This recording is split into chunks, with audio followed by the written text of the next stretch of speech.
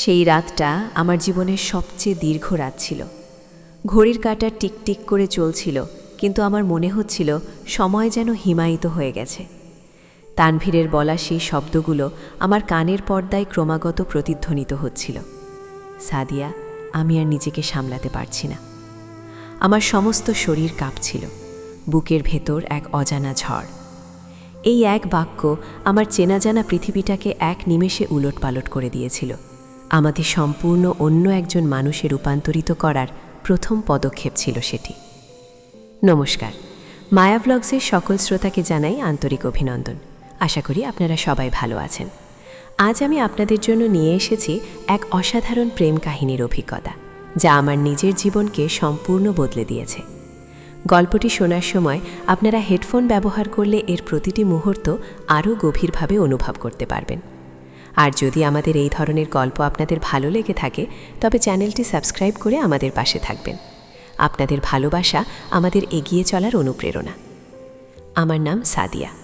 তখন আমার বয়স 10 আর তানভীরের 12। যখন আম্মু আর তানভীরের আব্বু বিয়ের সিদ্ধান্ত নিলেন, তখন আমাদের দুজনের জীবনই পাল্টে গেল। আম্মুর প্রথম বিয়ে ভেঙে গিয়েছিল, আর তানভীরের আম্মু মারা গিয়েছিলেন বছর 2 আগে। ঢাকার ব্যস্ততম এক এলাকায় আমাদের নতুন করে পথ চলা শুরু হয়েছিল। পুরনো দিনের স্মৃতি আঁকড়ে ধরে আমরা দুজনেই যেন এক নতুন অচেনা জগতে প্রবেশ করেছিলাম। তানভীর নামের ছেলেটা প্রথম দিকে খুবই শান্ত আর গম্ভীর ছিল। আমার সাথে তেমন কথা বলতো না, নিজের মনেই থাকত। আমিও আমার আম্মুকে নিয়েই ব্যস্ত থাকতাম। নতুন আব্বুকে মানিয়ে নিতেই আমার অনেক সময় লাগছিল। আমাদের নতুন বাড়িটা ছিল 4 বেডরুমের, ছিমছাম আর সাজানো।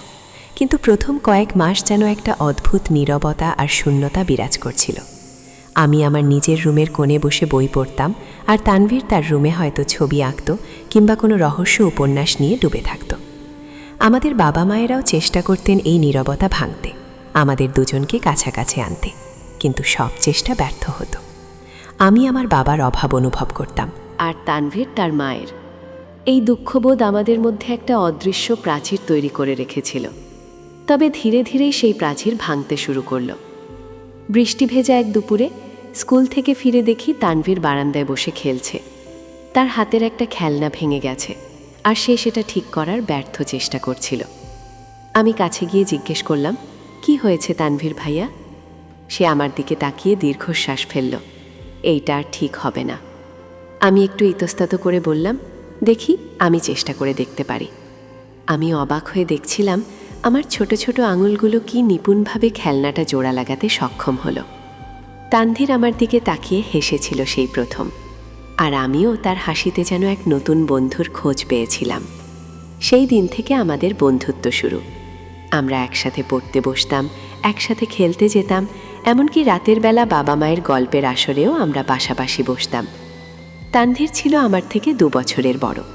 আমার যে কোনো সমস্যায় সে সবার আগে এগিয়ে আসতো। স্কুলে কেউ আমাকে বিরক্ত করলে তানভীর ভাইয়া এসে তার সাথে ঝগড়া করত। আমি ক্লাস 5-এ পড়তাম, আর তানভীর ক্লাস 7-এ। সে আমার হোমওয়ার্ক দেখিয়ে দিত, অঙ্কের কঠিন সমস্যাগুলো বুঝিয়ে দিত। তানভীর ছিল আমার রক্ষাকর্তা, আমার সবচেয়ে কাছের বন্ধু। কিশোরী বয়সে পা রাখার পর আমাদের সম্পর্কটা আরও গভীর হলো।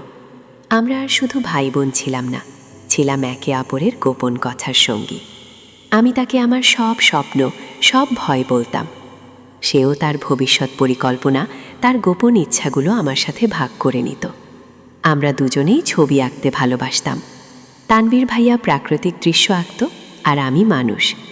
মাঝে মাঝে আমরা একে অপরের পোর্ট্রেট আঁকার চেষ্টা করতাম, আর আঁকা শেষ হলে হাসাহাসি করতাম। যখন আমি ক্লাস 9-এ উঠলাম আর তানভীর ক্লাস 11-এ, তখন আমাদের মধ্যে এক অদ্ভুত পরিবর্তন আসতে শুরু করলো। আগে যেখানে আমরা একে অপরের কাঁধে মাথা রেখে গল্প করতাম, এখন সেখানে একটা অদৃশ্য দূরত্ব অনুভব করতাম। হঠাৎ করে তানভীরের কোনো স্পর্শ, এমনকি হাত ধরে রাস্তা পার হওয়ার সময়ও আমার বুকে এক অদ্ভুত শিহরণ জাগাত। তার চোখের দিকে বেশিক্ষণ তাকিয়ে থাকতে পারতাম না। সে যখন আমার দিকে তাকাতো, আমার গাল লাল হয়ে যেত। আমি নিজেকে বোঝাতাম এটা শুধুই ভাই বোনের ভালোবাসার প্রকাশ, কিন্তু আমার ভেতরের অনুভূতিগুলো অন্য কথা বলতো। তানভীর ভাইয়া তখন কলেজে পড়ত। তার বন্ধুরা যখন আমাদের বাড়িতে আসতো তারা প্রায়ই আমাদের দুজনের গভীর বন্ধুত্ব নিয়ে মজা করত। কিরে তানভীর, তোর ছোট বোন তো তোর গার্লফ্রেন্ডের মতোই দেখভাল করে। এই ধরনের কথা শুনে আমি লজ্জা পেতাম, আর তানভীর ভাইয়া তাদের ধমক দিত। কিন্তু তার চোখের গভীরে আমি এক ঝলক অন্যরকম কিছু দেখতাম, যা আমাকে আরও বেশি দ্বিধায় ফেলে দিত। আমি যখন বিশ্ববিদ্যালয়ে ভর্তির জন্য প্রস্তুতি নিচ্ছিলাম, তখন তানভীর ভাইয়া বুয়েটে ইঞ্জিনিয়ারিং পড়ছিল। সে আমাকে কোচিং সেন্টারে নিয়ে যেত। রাতে ফেরার পথে রিকশায় বসে আমরা ভবিষ্যতের স্বপ্ন দেখতাম। আমি ঢাকা বিশ্ববিদ্যালয়ে ভর্তি হলাম, আর তানভীর ভাইয়া তখন বুয়েটের শেষ বর্ষের ছাত্র। আমাদের দুজনের পড়াশোনার ক্ষেত্র ভিন্ন হলেও আমরা একই শহরে একই ছাদের নিচে থাকতাম। এই নৈকট্য আমাদের মধ্যকার অব্যক্ত আবেগগুলোকে আরও তীব্র করে তুলছিল। মাঝে মাঝে ছুটির দিনে আমরা রিকশা নিয়ে পুরো ঢাকা শহর ঘুরতাম। রমনা পার্ক, বোটানিক্যাল গার্ডেন, হাতির ঝিল, প্রতিটা জায়গায় আমাদের অসংখ্য স্মৃতি জমা হতে থাকল। একদিন হাতির ঝিলের ধারে বসেছিলাম আমরা। সূর্যাস্তের আলোয় তানভীরের মুখটা যেন আরও মায়াবী দেখাচ্ছিল। আমার অজান্তেই আমার হাতটা তার হাতের খুব কাছাকাছি চলে গিয়েছিল। সে আমার দিকে তাকিয়েছিল, আর তার চোখে আমি একরাশ না বলা কথা দেখতে পেয়েছিলাম। সে আমার হাতটা আলতো করে ধরেছিল, আর আমার সমস্ত শরীর কেঁপে উঠেছিল। এই প্রথমবার আমাদের সম্পর্কের গণ্ডি যেন ভেঙে যাচ্ছিল। কিন্তু পরক্ষণেই সে হাতটা ছেড়ে দিয়েছিল, যেন কোনো এক অদৃশ্য বাঁধন তাকে আটকে রেখেছিল। আমার মন প্রতিনিয়ত আমাকে বলতো, সাদিয়া, ও তোমার ভাই, তোমার সৎ ভাই। এই অনুভূতিগুলো পাপ, ভুল। কিন্তু হৃদয় মানতে চাইতো না। তানভীরের প্রতি আমার টানটা ছিল অন্যরকম, যা আমি কোনোদিন অনুভব করিনি। তার অনুপস্থিতি আমাকে অস্থির করে তুলত, আর তার সান্নিধ্য আমাকে শান্তি দিত। আমি জানতাম আমাদের সমাজে এই ধরনের সম্পর্ক মেনে নেওয়া হয় না। আমার বাবা মা, যারা এত কষ্ট করে আমাদের দুজনের জন্য একটা নতুন পরিবার তৈরি করেছেন, তাদের মুখ আমি কিভাবে দেখাবো? এই চিন্তা আমাকে প্রতিনিয়ত কুরে কুরে খাচ্ছিল। তানভীর ভাইয়াও কি একই অনুভূতিতে ভুগছিল? তার আচরণে আমি সেই দ্বিধা আর অস্থিরতা লক্ষ্য করতাম। সে কখনো আমার দিকে তাকিয়ে থাকত গভীর দৃষ্টিতে, আবার পরক্ষণেই চোখ সরিয়ে নিত। তার কথা বলার ধরন, তার স্পর্শ, সব কিছুতেই যেন এক অব্যক্ত আকুতি লুকিয়ে থাকত। আমরা দুজনেই যেন এক অদৃশ্য জালে জড়িয়ে পড়েছিলাম, যেখান থেকে বের হওয়ার কোনো পথ ছিল না। একদিন তানভীর ভাইয়ার চাকরি হলো রাজশাহীতে। তার চলে যাওয়ার দিন ঘনিয়ে আসছিল। সেই দিনগুলো যেন আমার জীবনের সবচেয়ে বিষণ্ণ দিন ছিল। তার চলে যাওয়ার কথা ভাবলেই আমার বুক ফেটে যাচ্ছিল। আমি ভাবছিলাম হয়তো এই দূরত্বই আমাদের এই ভুল অনুভূতিগুলোকে ভুলিয়ে দেবে। কিন্তু একই সাথে আমার মন বলছিল, না, আমি তাকে হারাতে পারবো না। সেদিন ছিল ভরা বর্ষার রাত। বিদ্যুৎ চলে গিয়েছিল। পুরো ঢাকা শহর ডুবেছিল অন্ধকারে। আমাদের বাসায় শুধু আমি আর তানভীর ভাইয়া ছিলাম। বাবা মা একটা আত্মীয়ের বাড়িতে গিয়েছিলেন। বারান্দায় বসে আমরা দুজনেই বৃষ্টির দিকে তাকিয়েছিলাম। বৃষ্টির ছাট এসে আমাদের গায়ে পড়ছিল, আর ঠান্ডা বাতাস বইছিল। নীরবতা ভেঙে তানভীর ভাইয়া বলল, সাদিয়া, আমি কাল রাজশাহী চলে যাব। তার গলায় এক গভীর শূন্যতা। আমি কিছু বলতে পারিনি, শুধু মাথা নিচু করেছিলাম। সে আবার বলল, সাদিয়া, তুমি কি জানো গত কয়েক বছর ধরে আমি কেমন একটা অনুভূতি নিয়ে ঘুরছি? আমি জানি এটা ভুল, এটা অন্যায়, কিন্তু আমি আর নিজেকে সামলাতে পারছি না। তার গলার স্বর কাঁপছিল। আমার বুকের ভেতর ধুকপুক শব্দটা যেন আরও জোরে হচ্ছিল। সে আমার দিকে ঘুরে বসল। তার চোখে ছিল এক গভীর আর্তনাদ। সাদিয়া, আমি তোমাকে বোন হিসেবে দেখতে পারি না। আমি তোমাকে ভালোবাসি। আমার সমস্ত শরীর যেন অবশ হয়ে গিয়েছিল। তার মুখ থেকে এই কথাটা শোনার জন্য আমি হয়তো এতদিন ধরে অপেক্ষা করছিলাম, কিন্তু যখন শুনলাম তখন যেন আমার সমস্ত পৃথিবী দুলে উঠল। আমার চোখের সামনে সব অন্ধকার হয়ে গেল। আমি দ্রুত বারান্দা থেকে উঠে আমার রুমে চলে গেলাম। নিজেকে ভেতরে আটকে রাখলাম। আমার হাত পা কাঁপছিল। বুকের ভেতর এক অসহ্য যন্ত্রণা। এই এক বাক্য আমার জীবনের সব সমীকরণ বদলে দিয়েছিল। সেই রাতে আমি ঘুমাতে পারিনি। তানভীরের বলা কথাগুলো আমার কানে প্রতিধ্বনিত হচ্ছিল। আমি কি তাকে ফিরিয়ে দেব? কিন্তু কিভাবে দেব? আমার মনও তো তাকে ছাড়া বাঁচতে চায় না। আমি কি সমাজের চোখে খারাপ হয়ে যাব? বাবা মায়ের ভালোবাসার কি হবে? এই প্রশ্নগুলো আমাকে প্রতিনিয়ত বিধে মারছিল। পরের দিন সকালে তানভীর ভাইয়া রাজশাহী চলে গেল। আমরা দুজনের মধ্যে কোনো কথা হয়নি। সে আমাকে এক নজরে দেখেছিল। তার চোখে ছিল এক গভীর হতাশা আর কষ্ট। আমিও তার দিকে তাকিয়েছিলাম। আমার চোখে ছিল একরাশ অব্যক্ত বেদনা। সে আমাকে বিদায় জানিয়ে চলে গেল, আর আমি জানালার পাশে দাঁড়িয়ে তার চলে যাওয়া দেখছিলাম। আমার মনে হচ্ছিল আমার জীবনের একটা অংশ তার সাথে চলে গেল। কয়েকদিন পর তান্নির ভাইয়ার ফোন এলো। আমি ফোন ধরলাম না। তারপর আবার ফোন এলো, আবার। অবশেষে আমি ফোন ধরলাম। তার গলার স্বর ছিল ক্লান্ত আর বিষণ্ণ। সাদিয়া, তুমি কি আমাকে ঘৃণা করছো? আমি উত্তর দিলাম না। সে আবার বলল, আমি জানি আমি ভুল করেছি, কিন্তু আমি সত্যি তোমাকে ভালোবাসি। আমি জানি আমাদের এই সম্পর্ক সমাজের চোখে ভুল, কিন্তু আমার হৃদয় তো মিথ্যা বলতে পারে না। সে আমাকে অনুরোধ করল তার সাথে দেখা করার জন্য। আমি রাজি হলাম। রাজশাহীতে নয়, ঢাকায় তার একটা বন্ধু এসেছিল। তার সাথে দেখা করার অজুহাতে সে ঢাকা এসেছিল। আমরা একটা রেস্টুরেন্টে দেখা করলাম। আমাদের দুজনের মধ্যে এক অদ্ভুত নীরবতা। সে আমার দিকে তাকিয়েছিল। তার চোখে ছিল এক গভীর আকুতি। সাদিয়া, আমি তোমাকে ছাড়া বাঁচতে পারবো না। তুমি আমাকে কিচ্ছু না বলো, শুধু বলো তুমিও আমাকে একটু হলেও ভালোবাসো। আমার চোখে জল এসে গিয়েছিল। আমি মাথা নিচ করে বলেছিলাম, তানভীর ভাইয়া, আমি তোমাকে ভালোবাসি, কিন্তু আমাদের এই সম্পর্ক কিভাবে সম্ভব? সে আমার হাতটা ধরেছিল। তার স্পর্শে আমার শরীর আবার কেঁপে উঠেছিল। আমি জানি এটা কঠিন, কিন্তু আমরা যদি একসাথে থাকি, আমরা সব বাধা পেরিয়ে যেতে পারবো। সেই মুহূর্তে আমি একটা সিদ্ধান্ত নিয়েছিলাম। এটা আমার জীবনের সবচেয়ে বড় টার্নিং পয়েন্ট ছিল। আমি জানতাম এই সিদ্ধান্ত আমার জীবনকে সম্পূর্ণ অন্য খাতে নিয়ে যাবে। আমি আর 10টা সাধারণ মেয়ের মতো থাকতে পারবো না।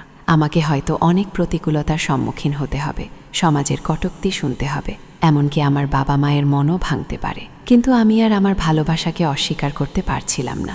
আমি তানভীরের দিকে তাকিয়ে বলেছিলাম, আমি তোমার সাথে আছি তানভীর, আমরা একসাথে এই পথ পাড়ি দেব। আমাদের এই সিদ্ধান্তটা ছিল খুব কঠিন। আমরা জানতাম আমাদের বাবা মাকে এটা জানানোটা আরও কঠিন হবে। আমরা দুজনেই খুব ভয় পাচ্ছিলাম, কিন্তু একই সাথে আমাদের মনে এক নতুন সাহস আর দৃঢ়তা তৈরি হয়েছিল। আমরা দুজনেই সিদ্ধান্ত নিলাম যে আমরা বাবা মাকে সব খুলে বলবো। তাদের কষ্ট হবে, তারা রেগে যাবেন, কিন্তু আমরা আমাদের ভালোবাসাটা লুকিয়ে রাখতে পারবো না। 1 সপ্তাহ পর তানভীর ভাইয়া আবার ঢাকা এলো। সেদিন বাবা মা দুজনেই বাড়িতে ছিলেন। আমরা দুজনেই অনেক ভয় পাচ্ছিলাম, কিন্তু আমরা জানতাম যে এটা করতেই হবে। রাতের খাবারের পর আমরা বাবা মায়ের সামনে বসলাম। তানভীর ভাইয়া কথা শুরু করলো। তার গলা কাঁপছিল, কিন্তু সে দৃঢ় ছিল। সে বাবা মাকে তাদের প্রতি কৃতজ্ঞতা জানালো, আমাদের দুজনের প্রতি তাদের ভালোবাসার কথা বলল। তারপর সে তার মনের সব কথা খুলে বলল, বাবা মা, আমি সাদিয়াকে ভালোবাসি, শুধু বোন হিসেবে নয়, আমার জীবনের সঙ্গী হিসেবে। আমার বাবা মায়ের মুখে এক ঝলকে রক্তশূন্যতা দেখা দিল। মা প্রথমে বিশ্বাস করতে পারছিলেন না। তোমরা কি বলছো এসব? তোমরা ভাই বোন? বাবা দীর্ঘশ্বাস ফেললেন। তার চোখে ছিল একরাশ অবিশ্বাস আর কষ্ট। তিনি বললেন, তোমরা আমাদের এই সম্পর্ককে কলুষিত করছো। এটা সম্ভব না। আমরা দুজনেই তাদের পায়ে পড়েছিলাম। আমি কাঁদছিলাম আর বলছিলাম, মা, বাবা, আমরা জানি এটা কঠিন, কিন্তু আমরা একে অপরকে ছাড়া বাঁচতে পারবো না। আমাদের এই ভালোবাসাটা মিথ্যা নয়। তানভীর ভাইয়াও তাদের বোঝানোর চেষ্টা করছিল যে আমাদের মধ্যে এই অনুভূতিটা অনেক আগে থেকেই ছিল, এটা শুধু সময়ের সাথে বেড়েছে। সেই রাতটা ছিল আমাদের জীবনের সবচেয়ে কঠিন রাত। বাবা মা আমাদের সাথে অনেকক্ষণ কথা বললেন। তারা আমাদের বোঝানোর চেষ্টা করলেন যে এটা সমাজের চোখে কতটা খারাপ, কিন্তু আমরা দুজনেই আমাদের অবস্থানে অটল ছিলাম। তাদের চোখে জল ছিল, আমাদের চোখেও জল ছিল। তারা আমাদের দিকে তাকিয়েছিলেন। তাদের মনে ছিল এক কঠিন যুদ্ধ। তাদের নিজেদের মধ্যে যে ভালোবাসার সম্পর্ক ছিল, সেই ভালোবাসাই কি তাদের সন্তানদের ভালোবাসাকে অস্বীকার করবে? পরিশেষে আমার মা দীর্ঘশ্বাস ফেলে বললেন, তোমরা যদি একে অপরকে ছাড়া বাঁচতে না পারো, তাহলে আমরা কি করতে পারি? কিন্তু এটা খুব কঠিন পথ বাচ্চারা। তোমরা কি সব কিছুর জন্য প্রস্তুত? আমরা দুজনেই একসাথে বলেছিলাম, হ্যাঁ, আমরা প্রস্তুত। আমাদের বাবা মায়ের সম্মতিটা ছিল আমাদের জীবনের সবচেয়ে বড় উপহার। এটা ছিল একটা কঠিন সম্মতি, কিন্তু তাদের ভালোবাসাই শেষ পর্যন্ত আমাদের জয় এনে দিয়েছিল। আমাদের এই সিদ্ধান্তটা সত্যিই আমার জীবনকে সম্পূর্ণ অন্য একজন মানুষে রূপান্তরিত করেছিল। আমি আর সেই ভীতু সাদিয়া ছিলাম না যে সমাজের ভয়ে নিজের ভালোবাসাকে লুকিয়ে রাখতে চাইত। আমি হয়ে উঠেছিলাম এক সাহসী নারী, যে নিজের ভালোবাসার জন্য যে কোনো কঠিন পথ পাড়ি দিতে প্রস্তুত। আজ আমরা দুজনেই একসাথে আছি। আমাদের পথ সহজ ছিল না। সমাজের কিছু মানুষ আমাদের সম্পর্ককে মেনে নেয়নি, অনেক কটূক্তি শুনতে হয়েছে, কিন্তু আমাদের ভালোবাসা এতটাই দৃঢ় ছিল যে কোনো বাধাই আমাদের আটকাতে পারেনি। তানভীর আমার জীবনে শুধু প্রেমিক বা স্বামী নয়, সে আমার সবচেয়ে ভালো বন্ধু, আমার রক্ষাকর্তা, আমার সব কিছু। এই অভিজ্ঞতা আমাকে শিখিয়েছে যে ভালোবাসা কোনো নিয়ম মানে না, কোনো সীমানা মানে না। এটা শুধু অনুভব করতে হয়, আর তার জন্য লড়াই করতে হয়। এই টার্নিং পয়েন্ট সত্যিই আমার জীবনের সব কিছু পরিবর্তন করে দিয়েছে। আমাদের গল্পটা যদি আপনাদের ভালো লেগে থাকে তবে অবশ্যই লাইক করবেন, কমেন্ট করে আপনাদের মতামত জানাবেন। আর মায়া ব্লগসের আরও নতুন নতুন হৃদয়স্পর্শী গল্প শুনতে আমাদের চ্যানেলটি সাবস্ক্রাইব করে পাশে থাকবেন। আপনাদের ভালোবাসা আমাদের এগিয়ে চলার শক্তি। ধন্যবাদ।